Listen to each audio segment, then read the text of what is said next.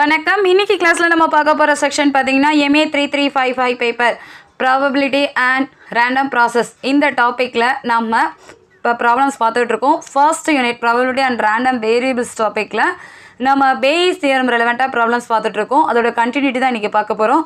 Payee's தியரத்தில் already ஒரு problem எப்படி work out பண்ணணும், என்னென்ன கண்டிஷன்ஸ் இருக்குன்னு நம்ம பார்த்துருந்தோம். இன்றைக்கி பார்க்க போகிற இந்த ப்ராப்ளமும் பேயிஸ் தியரம் ரெலவெண்ட்டாக தான் ஒர்க் அவுட் பண்ண போகிறோம். ஸோ எப்படின்னு பார்க்கலாம். An urn contains 10 white and 3 black balls. Another urn contains 3 white and 5 black balls. 2 balls are drawn at a random from the first urn and placed in the second urn, and then 1 ball is taken at random from the later.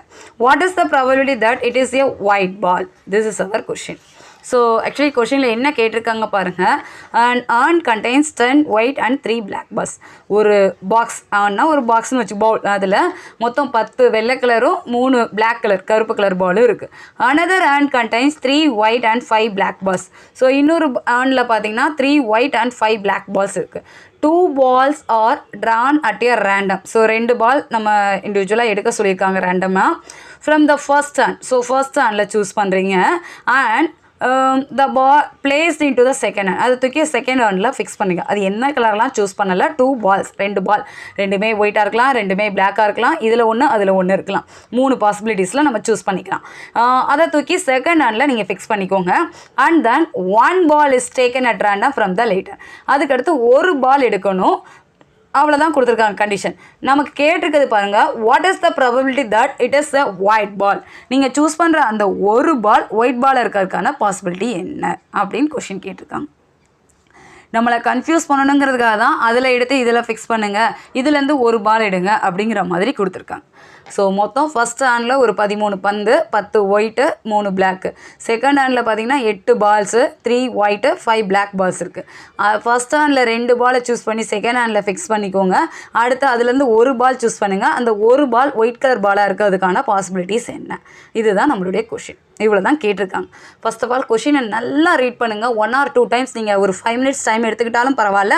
கொஷினை நல்லா ஃபுல்லாக பாருங்கள். பார்த்துட்டு அதில் என்னென்ன கொடுத்துருக்காங்க, நமக்கு எப்படி ஒரு விஷுவலாக பார்த்தா எப்படி புரியுமோ அந்த ஆர்டருக்கு நீங்கள் நினச்சிக்கோங்க.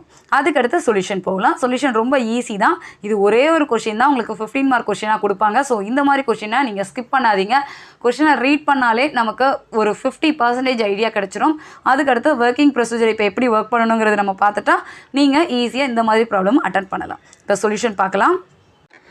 ஸோ மொத்தம் நமக்கு 2 urn ஆக மொத்தம் 2 urn கொடுத்துருக்காங்க. பால் வந்து 2 பால் எடுக்கணும், அவ்வளோதான் கொடுத்துருக்காங்க. அந்த 2 பால் ஒயிட் கலர் பாலா பிளாக் கலர் பாலாங்கிறது நமக்கு டிசைட் பண்ணலை.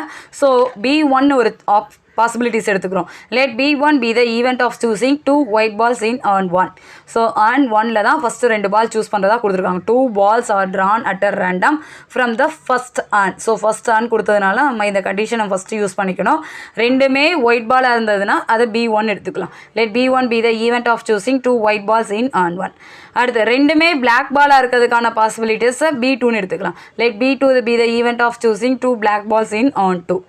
ஏன் அதில் ஒன்று இதில் ஒன்று வரக்கூடாதா அப்படின்னு ஒரு கொஷின் வரலாம்ல. ரெண்டுமே பிளாக் தான் எடுக்கணுமா, ரெண்டுமே ஒயிட் தான் எடுக்கணுமா அப்படிலாம் கண்டிஷன் அவங்க எதுவுமே கொடுக்கல.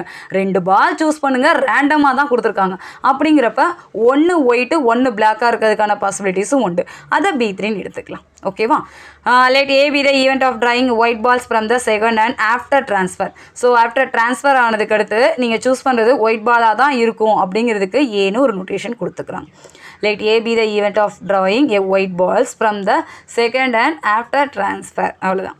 இப்போ B1ஓட கவுண்டிங் என்னன்னு பார்க்கலாம். ஸோ B1ஓட கவுண்டிங் பார்த்தீங்கன்னா B1னா B1 ஃபஸ்ட்டு இருக்கிறது தானே நம்ம எடுத்துருக்குறோம். மொத்தம் இதில் எத்தனை பால்ஸ் இருக்குது? இதில் 10, இதில் 3. டோட்டல் பால்ஸ் தான் நான் கேட்குறது. ஸோ 13 பால்ஸ் இருக்குது. இந்த 13 பாலில் நீங்கள் 2 பால்ஸ் சூஸ் பண்ண போகிறீங்க. That is 13C3. இந்த டோட்டல் எழுதுகிறப்ப டினாமினேட்டர் எழுதணும். நம்ம நார்மலாக ப்ராபபிலிட்டி எழுதும்போது கீழே டோட்டல் நம்பர் ஆஃப் சாம்பிள்ஸ் தான் எழுதுவோம். மேலே தான் நமக்கு என்ன பாசிபிலிட்டிஸோ அதை கோட் பண்ணுவோம். இப்போ B1 நம்ம சூஸ் பண்ணது ரெண்டுமே ஒயிட் பாலாக இருக்கிறதுக்கான பாசிபிலிட்டிஸ் தான் சொன்னோம். ஸோ ரெண்டுமே ஒயிட் பாலாக இருக்கணும்னா இந்த 10 பாலில் தான் நம்ம சூஸ் பண்ணணும். இந்த 10ல் தான் நம்ம 2 பால் எடுத்தாகணுமா? அப்போ 10C2. B1 நம்ம சூஸ் பண்ணது ஒயிட் பால் மட்டும்தான் இருக்கணுங்கிறது. ஓவரால் பால்ஸ் 13C2ல் ஒயிட் பால் மட்டும் வர கலெக்ஷன் 10C2. இதை நீங்கள் கேல்குலேட்டரில் செக் பண்ணிங்கன்னா வர ஆன்சர் 10C2ஓட வேல்யூ 15. நீங்கள் ஃபார்முலா வைஸ் செக் பண்ணாலும் சேம் ஆன்சர் தான் எக்ஸிஸ்ட் ஆகும். 13C2ஓட வேல்யூ 26. இது முடிஞ்சுது. அடுத்து பி டூ கலெக்ஷன் என்ன சொன்னோம், ஃபர்ஸ்ட் ஹேண்டில் 2 பால் சூஸ் பண்ணுறது, அந்த 2 பாலுமே பிளாக் கலர் பாலாக இருக்கிறதுக்கான பாசிபிலிட்டிஸ். ஸோ பிளாக் கலர் பால்னால் முதல்ல ஃபர்ஸ்ட் ஹேண்டில் இருக்கிறது 13 பால், அப்போ 13C2 டினாமினேட்டரில் எழுதிக்கலாம். பிளாக் கலர் பால்னால் இந்த 3ல் தான் நம்ம 2 பால் சூஸ் பண்ணியிருக்கணுமா, அப்போ 3C2 டிவைட் பை 13C2. இதோட கேல்குலேஷன் பார்த்தீங்கன்னா 3C2னா 1, 13C2னா 26 முடிஞ்சுது. B3 பாசிபிலிட்டிஸ் என்னது, ஒரு பிளாக்கு ஒரு ஒயிட் பாலாக இருக்கலாம். ஆன் 1ல் மொத்தம் இருக்கிறது 13 பால்ஸு. ஸோ 13ல் 2 பால்ஸ் சூஸ் பண்ணுறீங்க, அதை டினாமினேட்டரில் இருக்காங்க. ஒரு ஒயிட் பாலு ஒரு ரெட் பால் பிளாக் பால் அப்படிங்கிறப்ப இந்த 10ல் 1 3ல் 1 இந்த ஆர்டரில் தான் நம்ம எடுக்கிற மாதிரி ஆகும். That is P of B3 equal to 10C1 into 3C1 divide by 13C2. இதோட கேல்குலேஷன் நீங்கள் 10C1 வேல்யூ என்ன, 3C1ஓட வேல்யூன்னு பார்த்தீங்கன்னா மொத்தத்துக்கு நம்ம சிம்ப்ளிஃபை பண்ணதுக்கு அடுத்து வர்றது ஆன்சர் 10/26 இவ்வளோ தான் வந்திருக்கு. இது எல்லாமே நம்ம 2 பால் சூஸ் பண்ணுறதுக்கான பாசிபிலிட்டிஸ். 2மே ஒயிட்டாக இருக்கலாம், 2மே பிளாக்காக இருக்கலாம், 1 ஒயிட்டு 1 பிளாக்காக இருக்கிறதுக்கான. இப்போ ஆன் 1ல் பால்ஸ்லாம் சூஸ் பண்ணியாச்சு. அதுக்கடுத்து அவங்க என்ன கண்டிஷன் கொடுத்துருக்காங்க, and placed into the second handle நீங்கள் அந்த பாலை தூக்கி ஃபிக்ஸ் பண்ணிக்கோங்க. அப்படிங்கிறப்ப இந்த லைனுக்கான கேல்குலேஷன் என்னங்கிறத இப்போ நம்ம பார்க்கலாம். First P of A given B1, ஏங்கிறது அந்த ஒயிட் பாலோட கவுண்டிங் தானே சொன்னோம். P of A given B1னா B choosing a white ball. இந்த கண்டிஷன் தான் ரொம்ப முக்கியம். இந்த மாதிரி ப்ராப்ளம் ஒர்க் அவுட் பண்ணும்போது இது எப்படி எழுதணுங்கிறது மட்டும் தெரிஞ்சுக்கோங்க, ஈஸியாக நீங்கள் ப்ராப்ளம் ஸ்கோர் பண்ணிடலாம்.